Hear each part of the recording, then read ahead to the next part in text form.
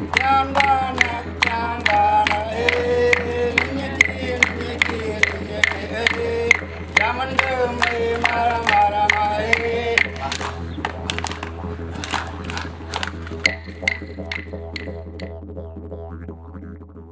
name is Diane Riley-McNaboe. I'm part of the Dubbo Wellington Riley mob and Guwimilgabang on my mother's side.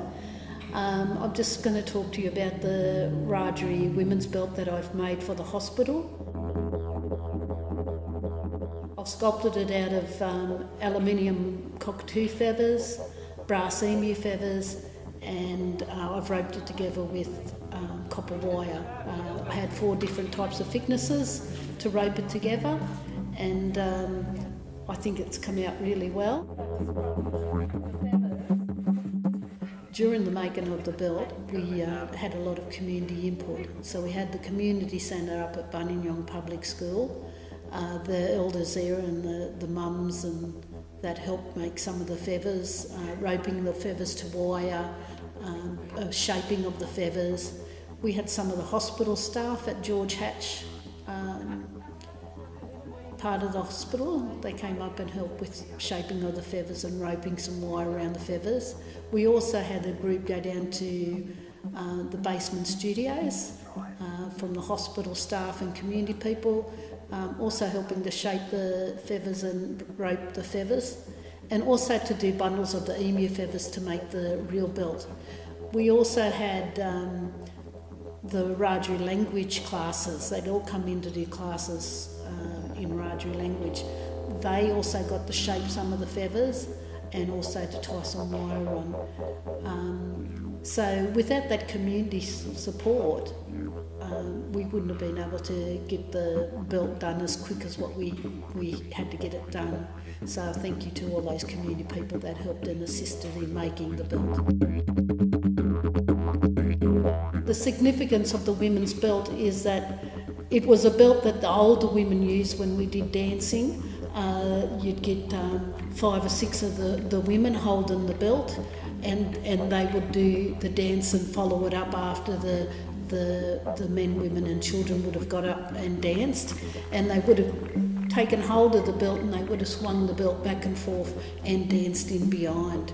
So I'm in the process of making a real belt that will be used at the opening, which is really special because a traditional belt like that hasn't been made for well over 30 years since I made my last one. It's made out of real cockatoo feathers, real emu feathers, and roped together with grass.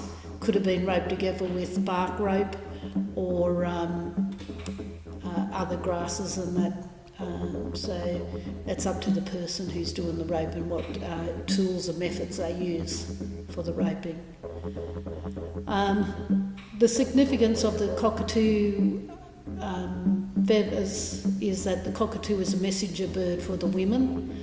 It sends a message. So if you're out in the bush and you're out by yourself and you've seen a cockatoo and he was watching you, just one cockatoo by itself, and he was watching you and looking at you, he's giving you a message that you're going to get a surprise that could be good or bad, so you just have to prepare yourself that something's coming your way. The significance of the emu feathers is that the emu is known for never walking backwards. He always strives to move forward. And an emu gives us a special message that not to tread really heavy on the ground that you walk on. So when emu walks on the ground, it doesn't down tread the earth.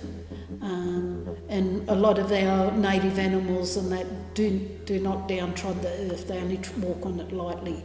Where introduced animals like the cows and the sheep, horses, they down trod the earth and things find it really hard to grow through that soil once they've walked on it. But for the kangaroos, the emus and our other wildlife, even though they're jumping and hopping on the ground, they do it in a lighter way and things can still grow and survive and strive in their landscape.